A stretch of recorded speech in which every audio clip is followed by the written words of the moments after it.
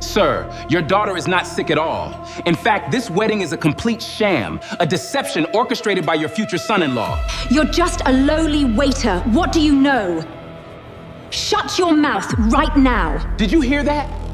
The pills she gave Miss Clara Bennett every night, they weren't vitamins. Mr. Henry Bennett, the proof is right there. Her jaw clenched tight. Then she flew into a rage. Call the police! Security! Get him out of here! Henry Bennett's hands clenched into fists. He looked at the young man, then at his daughter, Clara Bennett, trembling in her wheelchair, her hair as thin as paper. 80 guests were watching. No one stepped forward to defend Ethan Carter. Everyone just wanted him to disappear. 6 hours earlier, the Moore estate sat quiet under a copper autumn sky. 12 acres of manicured lawn rolling down to a private lake in Greenwich, Connecticut. Stone walls wrapped in ivy. A vintage sailboat rocking gently at the dock. This was old money territory, the kind of place where even the silence felt expensive. Henry Bennett had bought this land 30 years ago, back when Stonebridge Pharmaceuticals was nothing but a rented lab and a dream. One FDA approval changed everything. Then another, then another. Now the company was worth $2.3 billion, and Henry Bennett was the man who built it with his bare hands. Tonight his estate was transformed. A 40-foot white tent stretched across the south lawn. Italian marble laid over the grass. Thousands of white roses arranged in towers along every table. An 8-piece string quartet tuning their instruments near the fountain. Every detail hand-picked. Every flower placed with surgical precision. All designed by one woman, Selena Grant. She stood on the terrace in a silk robe, directing florists like a general commanding troops. Those roses are off-center. Fix them. The champagne tower's taller. I said taller. Staff moved around her in quiet terror. She was beautiful. She was composed. And she controlled every room she entered. Vanessa was 34, former ICU nurse. Left the profession 2 years ago. Told people she burned out. The truth was quieter and uglier. Medication discrepancies on her ward, an internal investigation, a private settlement, and a resignation letter no one ever questioned. She met Gerald at a charity gala 6 months later. Within a year, she had moved into the estate. Within 14 months, Gerald's daughter started getting sick. No one connected the two. Ela Moore had been a different person 2 years ago. 22. Then Georgetown graduate, equestrian, non-profit worker, a girl who ran half marathons on weekends and laughed louder than anyone in the room. Now she was 24 and weighed 103 pounds. Her hair fell out in clumps. Her hands trembled so badly she couldn't hold a glass. Some days she couldn't leave the wheelchair. Doctors ran test after test. Autoimmune panels, thyroid screens, MRIs. Nothing conclusive. Dr. Nolan Pierce, the family physician for 15 years, settled on a diagnosis of atypical lupus-like syndrome and adjusted her medications every few weeks. Gerald watched his daughter disappear piece by piece. He held her hand at dinner. He kissed her forehead before bed. And he thanked God every night for Vanessa, the woman who prepared Elaine's supplements each morning, who sat beside her during doctor's visits, who seemed to care more than anyone. He had no idea he was thanking the woman who was killing her. The supplement was the weapon. A custom capsule ordered from an overseas compounding pharmacy under a fake wellness brand. Inside, thallium sulfate, odorless, tasteless, undetectable in a standard blood panel, mixed into a vitamin D capsule that looked identical to the real thing. 1 pill every night. Slow, invisible, and devastating. Vanessa had done the math. Gerald's will split the estate equally between Elaine and his future spouse. If Elaine died or was declared mentally incapacitated before the wedding, the entire $2.3 billion went to Vanessa alone. The wedding was in 9 days. Dr. Victor Hale was not a monster. He was something almost worse.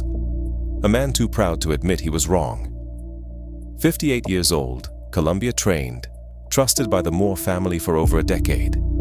He had looked at Elaine's symptoms 100 times and never once ordered a heavy metal panel. Why would he? Poisoning didn't happen in houses like this, not to families like this. His arrogance was Vanessa's greatest ally. And then there was the catering van. It pulled up to the service entrance at 4 in the afternoon, the gravel road behind the hedges, invisible from the main house. Staff entered through the kitchen. They were not to be seen by guests until service began. Ethan Carter stepped out last, tall, lean, quiet. His uniform was borrowed from a co-worker who called in sick. 2 sizes too big, sleeves rolled at the wrists. In his back pocket, a small leather notebook worn soft at the edges, filled with chemical formulas in tight handwriting. It was the only thing he kept from his old life. The life no one here knew about. The life that was about to walk back through the front door. The dinner began at 7. Guests arrived in black cars with tinted windows, Rolex watches, Hermes ties, dresses that cost more than Yates earned in a year. They moved through the house like they owned the air itself, because in a way they did.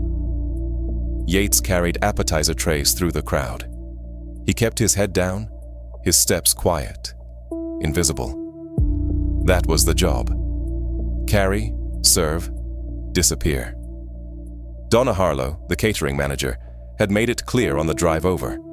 No talking to guests, no eye contact unless spoken to. You are furniture, expensive furniture that doesn't break things.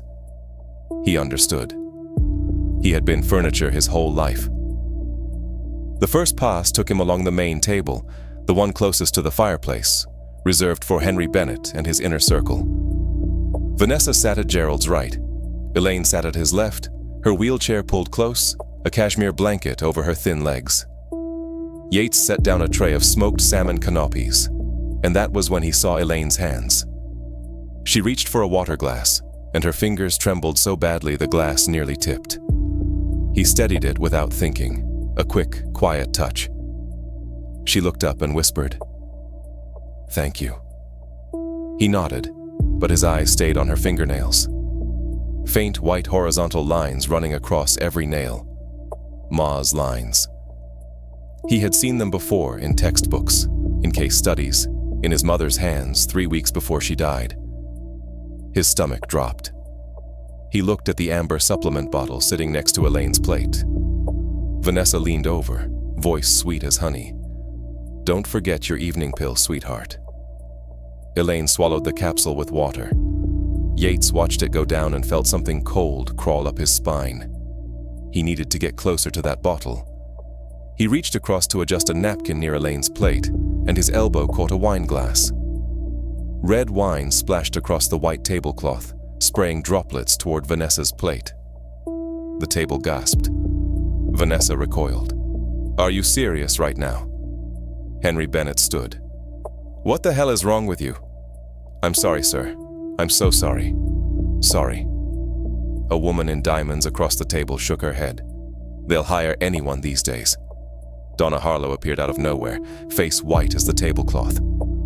She grabbed Yates by the arm and dragged him toward the kitchen. Her nails dug into his skin through the fabric. "Are you insane?" she hissed. "That woman is about to become Mrs. Henry Bennett. This contract pays my rent for 6 months. Do you understand, ma'am? The girl at the table, her fingernails. I've seen those marks before.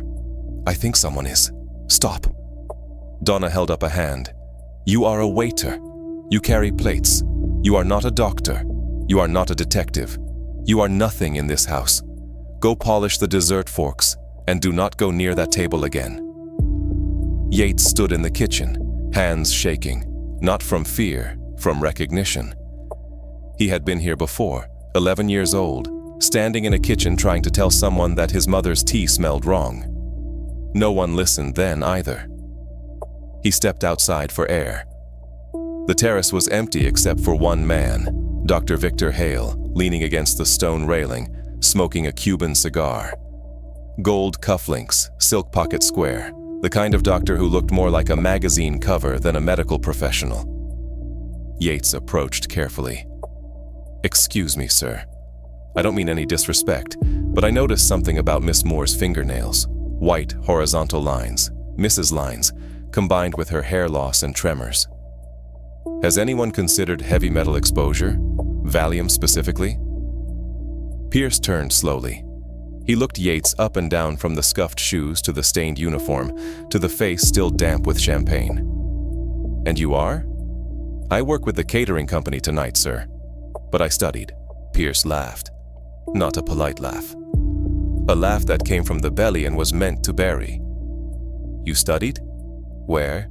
Community college, YouTube, university? He flicked cigar ash toward Yates's shoes. Let me explain something to you, son. I trained at Columbia. I have treated the Moore family for 15 years. Elaine has an autoimmune condition, complex, layered. Not something a boy who carries plates and cleans up spilled wine is going to diagnose on a Saturday night. Sir, if you just ran a 24-hour urine panel for what? Pierce stepped closer. His voice dropped to a whisper. Listen carefully. Go back to that kitchen. Pick up your tray. And if you approach any member of this family with your little theory again, I will personally ensure you never work in this state again.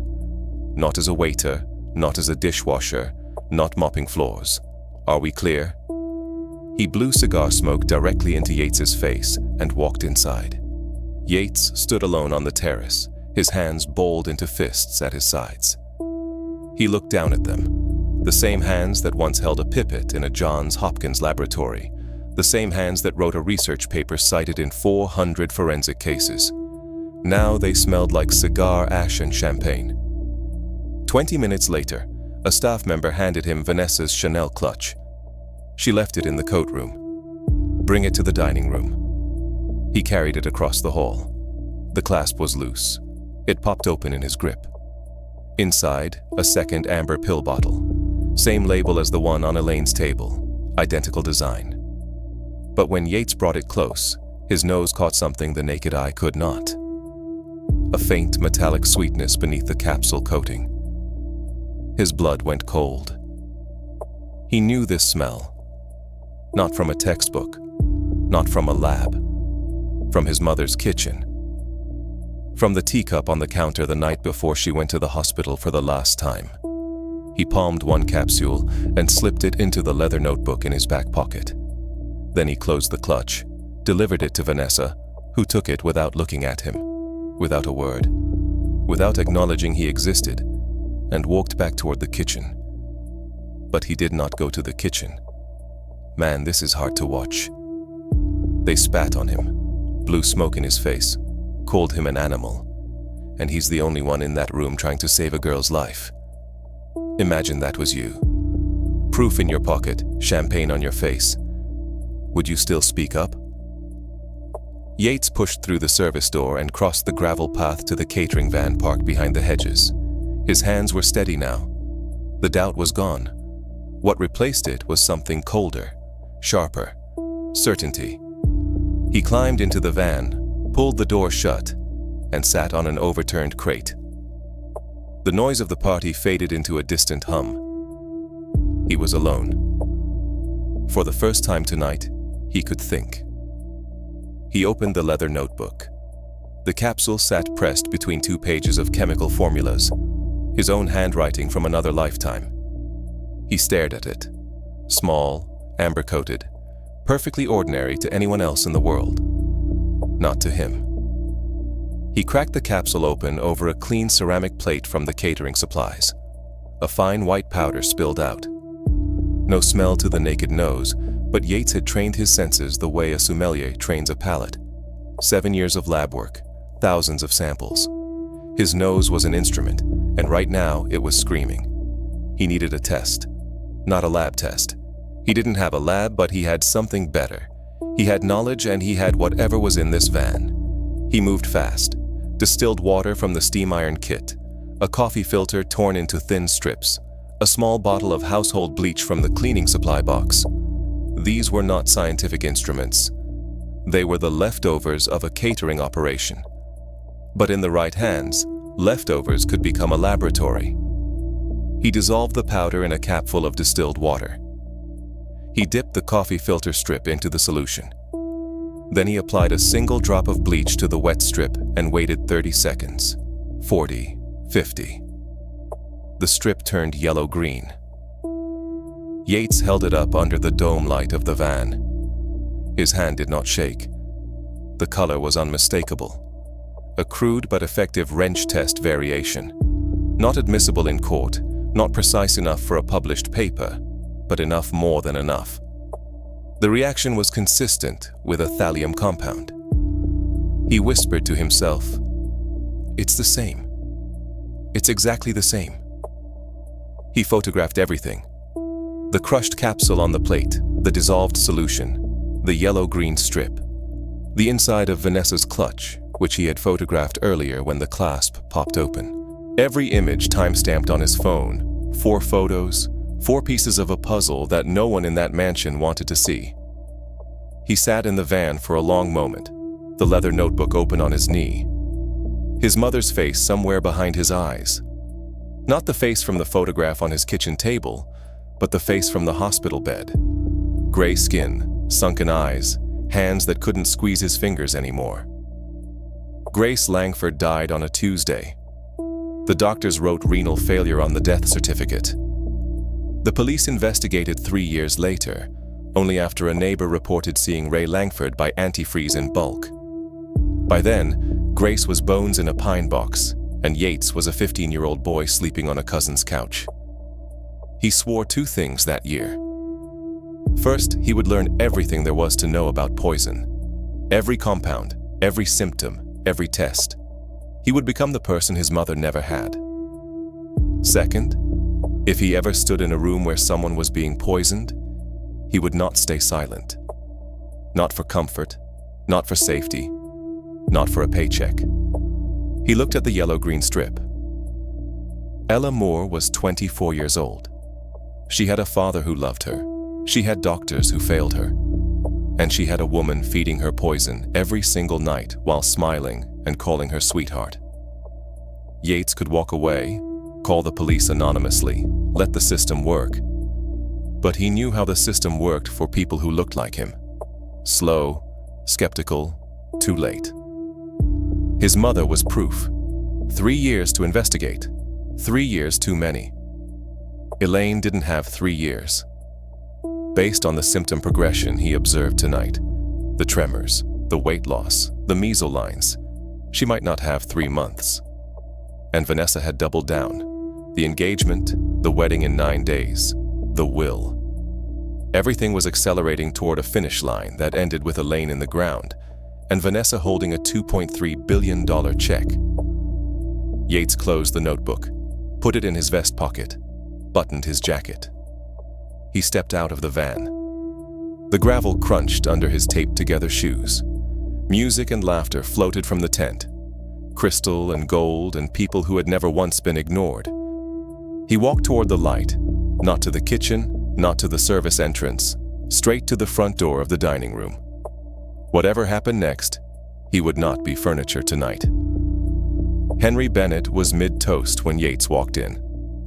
The billionaire stood at the head of the table, champagne raised, voice warm with rehearsed emotion.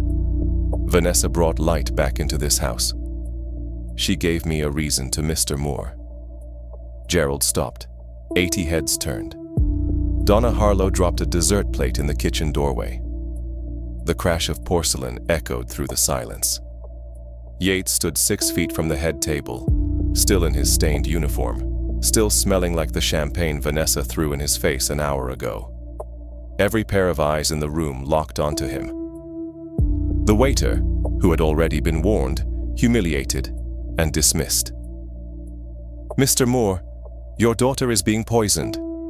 The woman sitting next to you is responsible, and I can prove it right now." For 3 full seconds, nobody breathed. Then the room exploded. Gerald's face went from confusion to fury. "You again? I told you to." "Ellipsia." Yates cut him off. His voice was calm, clinical.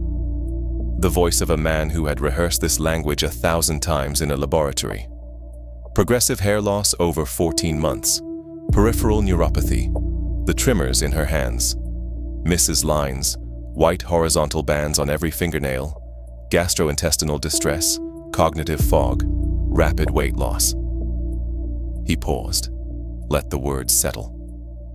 Every single one of these is a textbook symptom of chronic thallium sulfate ingestion. Every single one.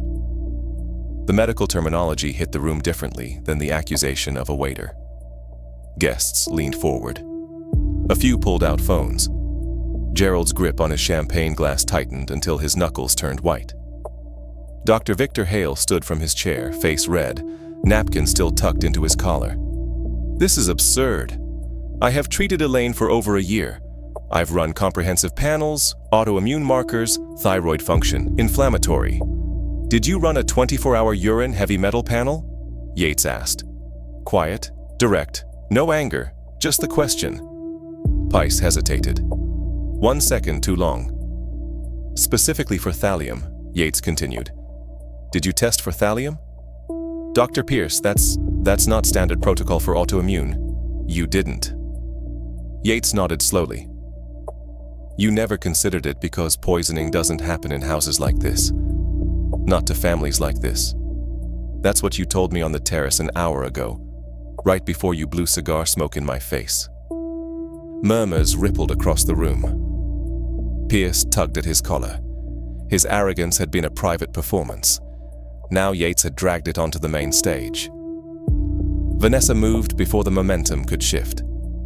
She rose from her chair slowly, gracefully. Tears forming in her eyes, perfectly timed, perfectly placed. Her voice trembled, just enough to sound broken. Gerald, I don't know who this man is. I don't know why he's doing this to us on our night. She reached for Gerald's hand, her fingers intertwined with his. I sit with Elaine every morning. I prepare her vitamins myself. I hold her hand when she can't sleep. And this is what I get. She turned to Yates. The tears vanished. Ice replaced them. You're a waiter. You spilled wine on my table. You were caught touching my purse. And now you're accusing me of murder. She let out a short, sharp laugh. Gerald, check his pockets. He probably stole something and made up this whole story to cover himself. Brenda Coleman, Elaine's godmother, old money, old opinions, stood from her chair and pointed at Yates. Gerald, for God's sake, get this lunatic out before he ruins everything. This is exactly what happens when you hire cheap help. The crowd turned. Yates could feel it, the room sliding back toward Vanessa. She was winning. She was always going to win. She had the dress, the ring, the tears, the story. He had a stained uniform and calloused hands. Gerald. Vanessa pressed harder, voice breaking again. This man is clearly disturbed. A stranger with a grudge, some fantasy about poison. This is textbook extortion. He saw the engagement in the papers and thought he could make a scene for money. Gerald's jaw tightened. He pulled his hand from the Nesses and turned to Yates. You have 10 seconds to walk out of this house, or I call the police myself. Daddy, wait. The voice came from the wheelchair. Small, thin, but clear enough to cut through every other sound in the room. Clara Bennett. Everyone turned. Gerald's face softened instantly. Vanessa's did not. Elaine held up her hands. They trembled under the chandelier light. White lines visible across every nail, even from 10 feet away. He's right about my hands. Her voice cracked. I showed these to Dr. Pierce 2 months ago. He said it was calcium deficiency. She looked at Pierce. The doctor looked away. I've been telling everyone something is wrong. No one listens. They just change my pills and tell me to rest. She turned to Yates.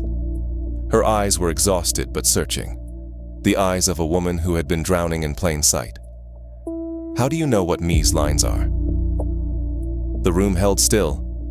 Yates reached into his vest pocket and pulled out the leather notebook.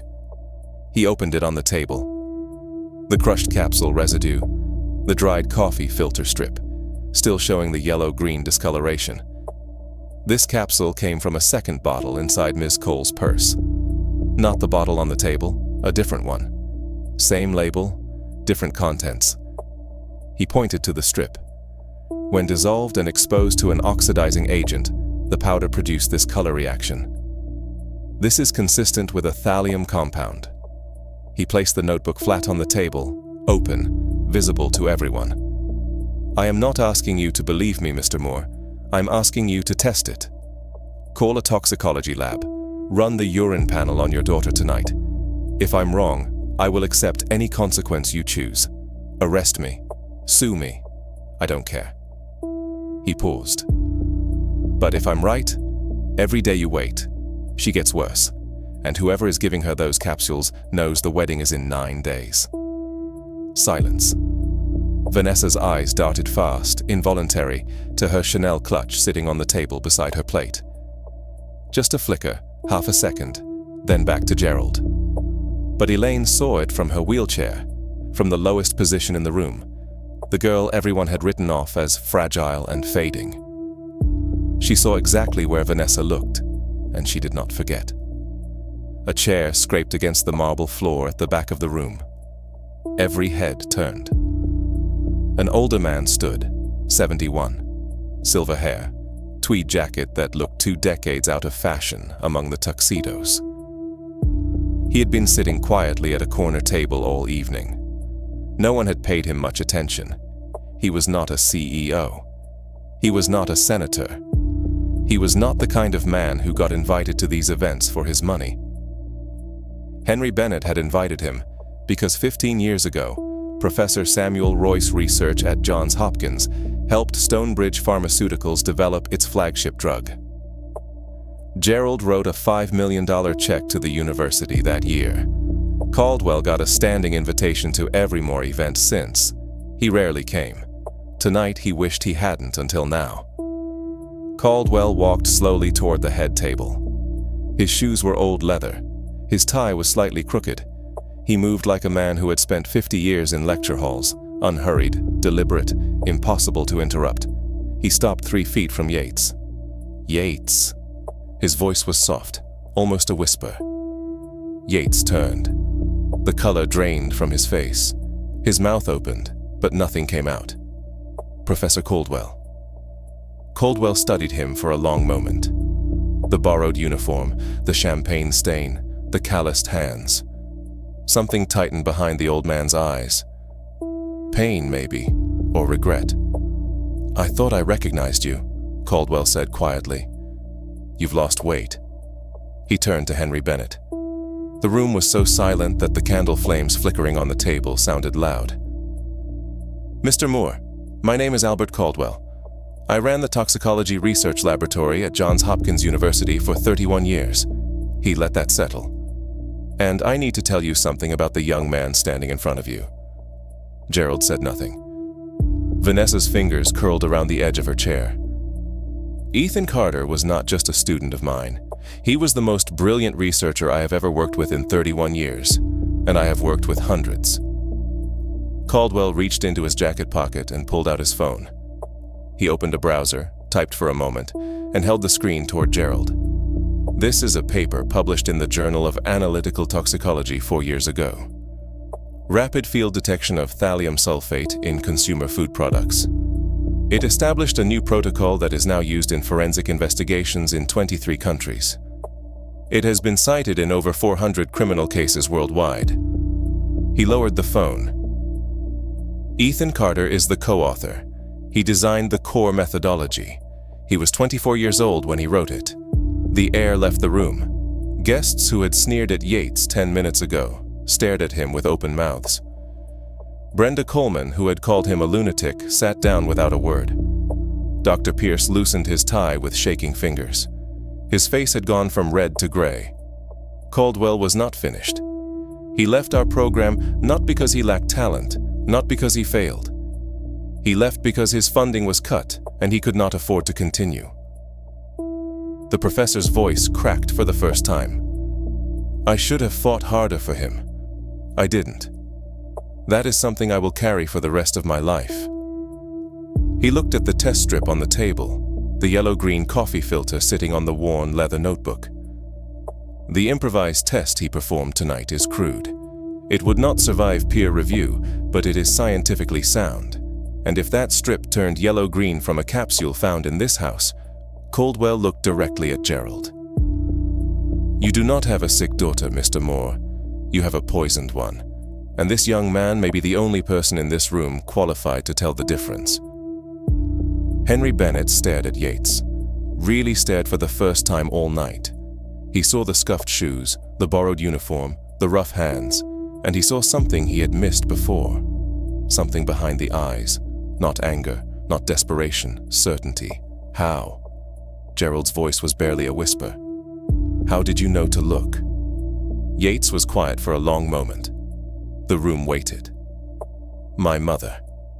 2 words, heavy as stones. "Grace Langford. She died when I was 11. Her husband, my stepfather, put ethylene glycol in her tea for 18 months. Doctors called it kidney failure." He touched the scar above his left eyebrow, the one from the very first moment of this story. "He gave me this the night I tried to take her teacup away." The room did not move, did not breathe. "I became a toxicologist because I was an 11-year-old boy who couldn't save his mother. I swore I would never stand in a room and stay silent again." He looked at Gerald. "So, no, Mr. Moore, I will not leave." Selina Grant sat perfectly still. Her smile was gone. Her tears were gone. What remained was something raw, the face of a woman watching her masterpiece crack down the middle, and the crack was about to split wide open. Selina Grant did not panic. She recalculated. The tears were done. The trembling voice was done. A new version of her rose from the chair. Harder, sharper, built for war, a conspiracy. She said it softly, almost amused. "That's what this is." She looked at Gerald. "Think, darling. Think clearly.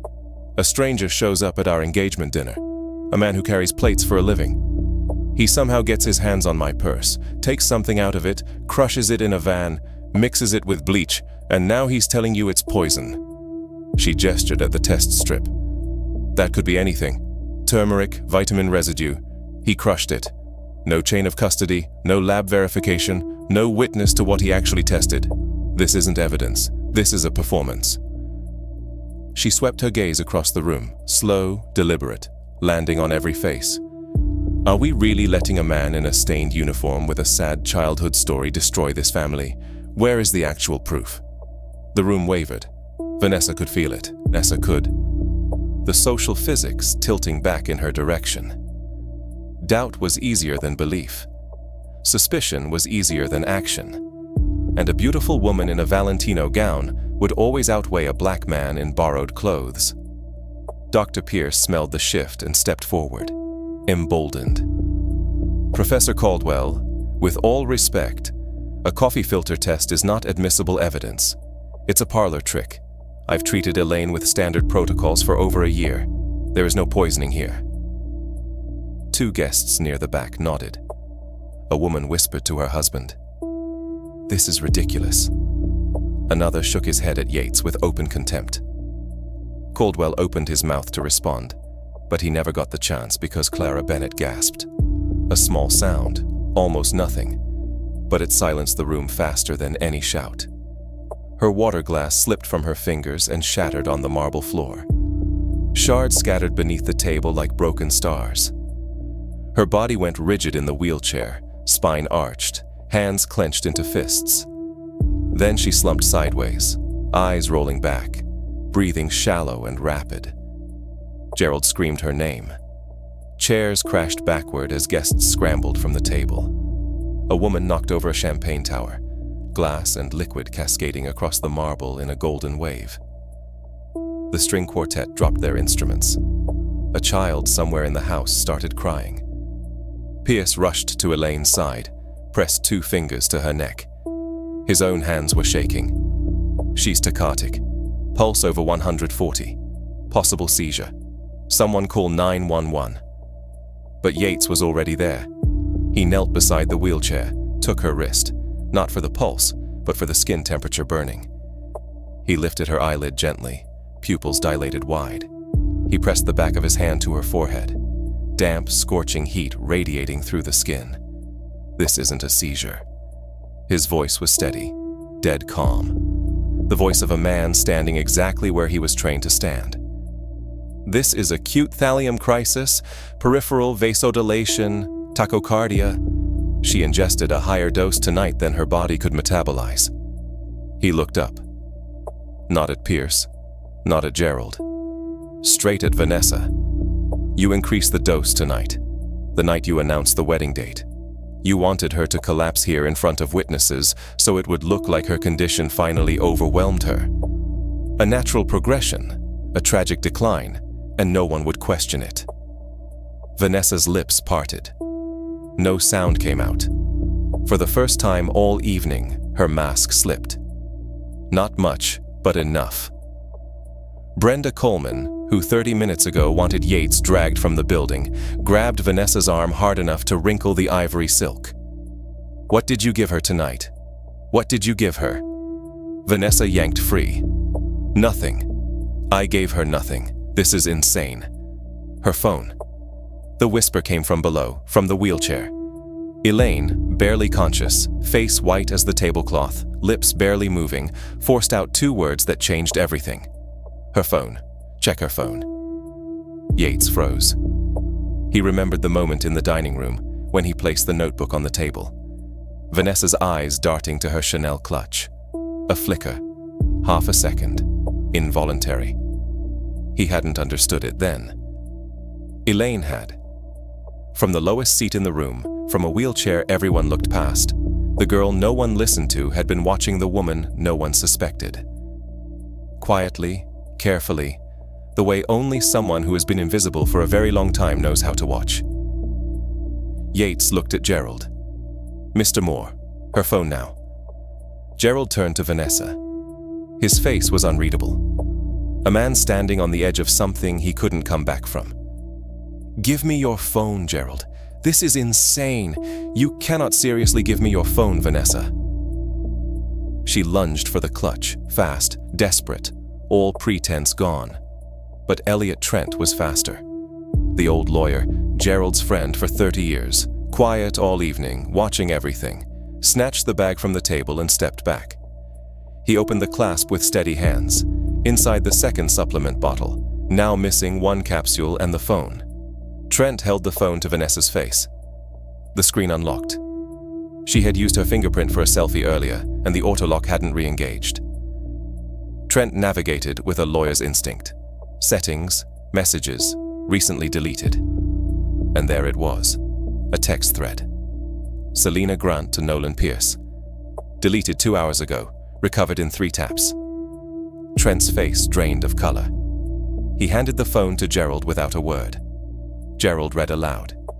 His voice broke on every line. Vanessa to Pierce. Double the dose tonight. She needs to be hospitalized before the signing on Monday. The room stopped breathing. Pierce to Vanessa. That's dangerous. If she crashes at the dinner, a woman at a side table covered her mouth with both hands. Vanessa to Pierce. Then it looks like her disease progressed. No one will question it. You said it yourself. The autoimmune diagnosis is airtight. Gerald's hand shook so badly, the phone rattled against his wedding ring. Pierce to Vanessa. Fine, but after this I want the rest of my payment. Gerald set the phone on the table gently. The way a man handles something that has just ended his entire world. The room erupted, voices crashing over each other, shock, outrage, disbelief. 2 men blocked the dining room exit, arms crossed, staring at Pierce. Pierce crumbled. He backed into the wall, hands raised, sweat pouring down his temples. She told me it was a mild anxiolytic, just to keep Elaine sedated. I didn't know it was. I swear I didn't. He looked at Vanessa with naked desperation, begging, drowning. Vanessa's voice came out like a blade. 2 words, fast, venomous, automatic. Shut up, Nolan. 80 guests heard it. Every waiter, every security guard.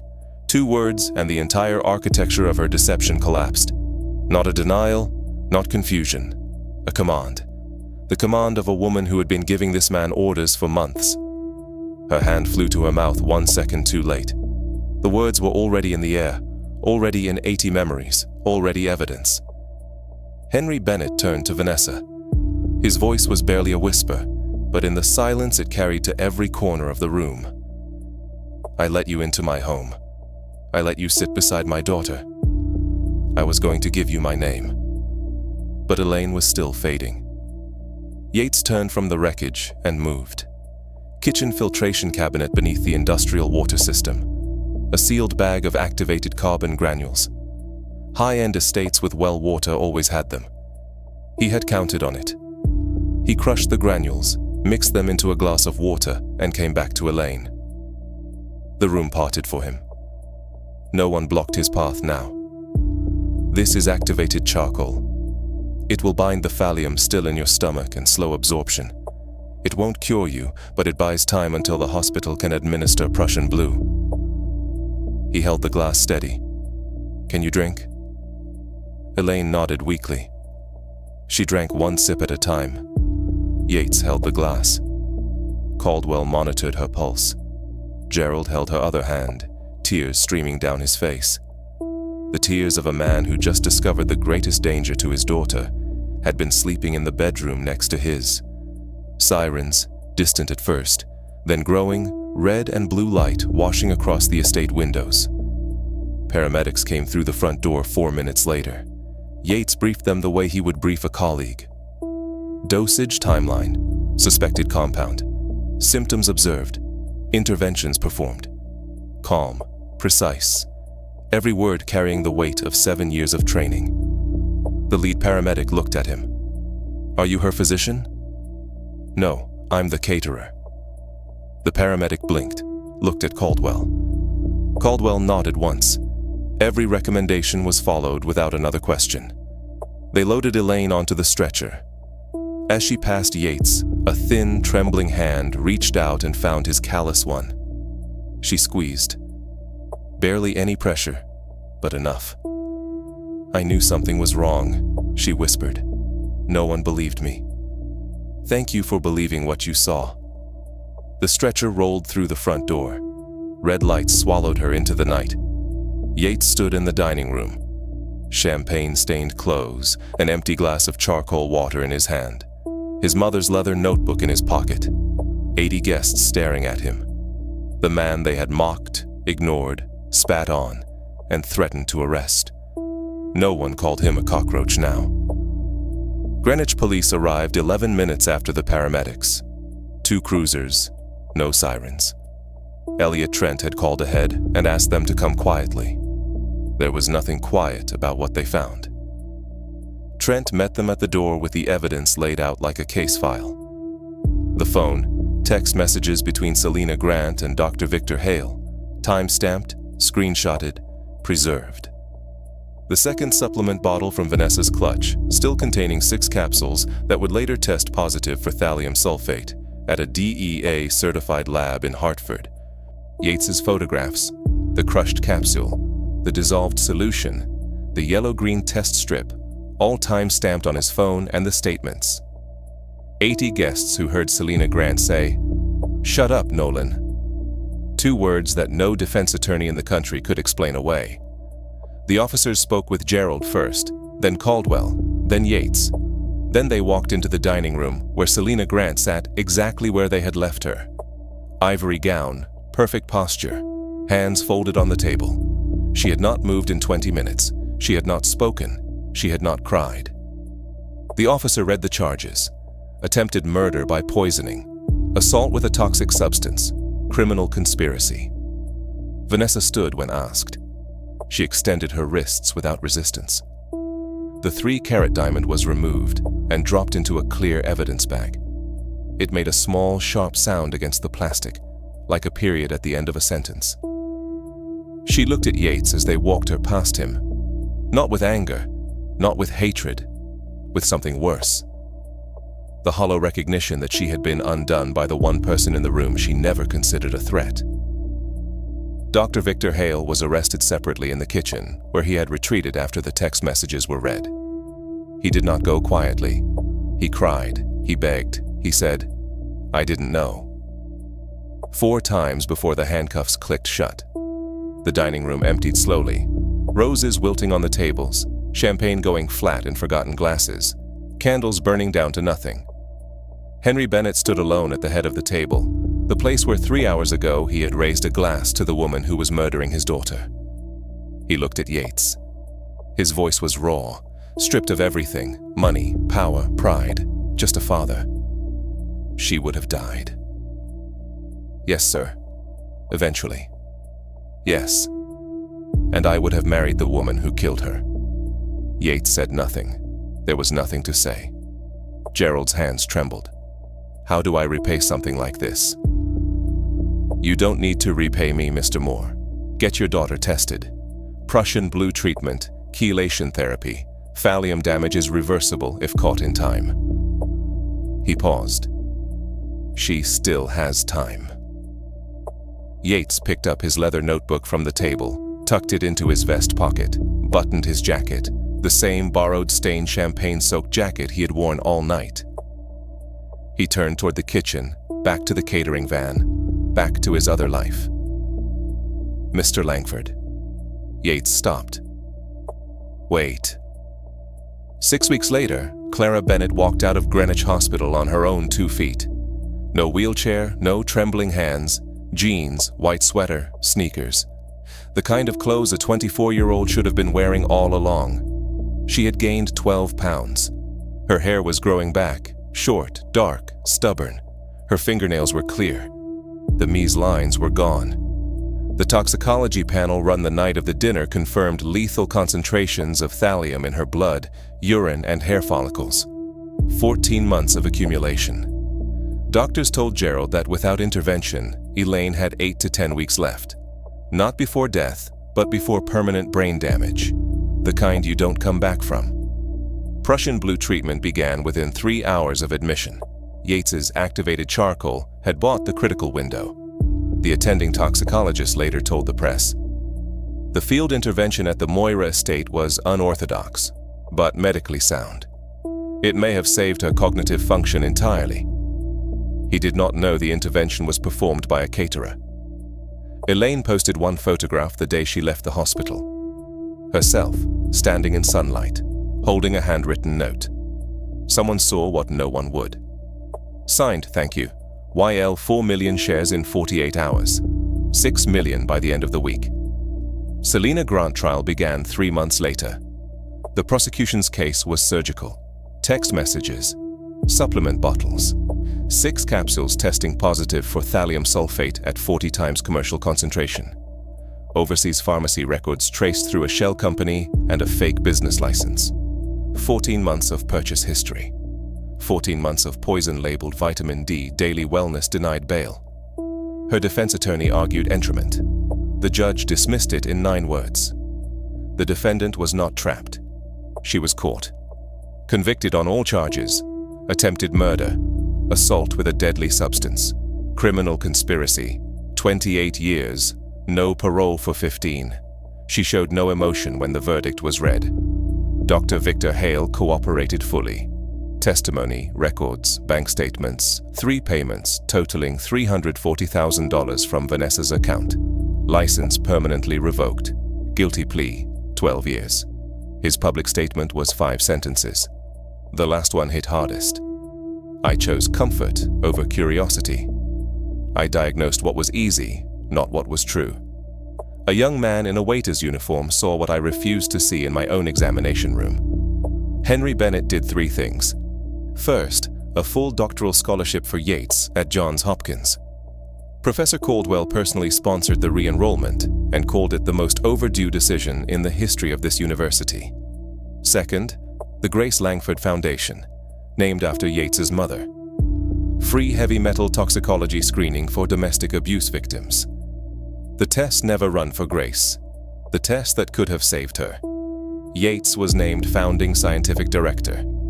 Third, a corner office at Stonebridge Pharmaceuticals, head of health and safety, 6F figure salary, company car, everything a man from a trailer in Appalachia was never supposed to have. Yates said no. I appreciate it, Mr. Moore. Truly, but I do my best work when I'm the person nobody expects. The moment I sit behind a desk with my name on the door, I become someone people see coming. He smiled. I'd rather be the waiter. Elaine and Yates never became lovers. They became something rarer. Two people who understood what it meant to be invisible in a room full of people who should have seen them. She wrote him letters, real ones, paper and ink. No email, no text. She sent them to his apartment in McDowell County, where he still lived while finishing his doctorate. In one she wrote, "You told my father I could recover fully. You were right, but you recovered something else too. My belief that good people exist in rooms full of people who've stopped looking." Yates kept every letter in the leather notebook next to the chemical formulas, next to the empty space where the capsule page used to be, now sitting in an evidence locker in Hartford, tagged as Exhibit 14B in the case of State of Connecticut versus Selena Grant. He went back to his water treatment plant job. His co-workers didn't know what happened at the Moore dinner. He didn't tell them. He brought coffee for the morning shift, ran his lab tests, went home to his small apartment where his mother's photograph sat on the kitchen table. Some nights he looked at her face and said nothing. Some nights he said, "I didn't stay quiet this time, Mama." That was enough. This story was never about poison. It was about what we choose to see and what we choose to ignore. The thallium was in the capsule, but the real poison was in the assumption that a black man in a borrowed uniform couldn't possibly know more than a doctor with a Columbia degree. That dirty hands meant a dirty mind. That poverty meant ignorance. That the person who entered through the service door had nothing to say worth hearing. They were wrong. They are always wrong. And somewhere tonight, in a restaurant kitchen, on a factory floor, behind a delivery truck, there is another Ethan Carter holding the answer no one asked for, seeing what no one else will look at, waiting for someone to listen. Don't be the room that stayed silent. God. They called him a cockroach. A stray dog spat in his face, and he still saved that girl's life. What if that was you standing there, proof in your pocket, the whole room against you? Think about that. Drop a comment, like, share, subscribe. See you next time.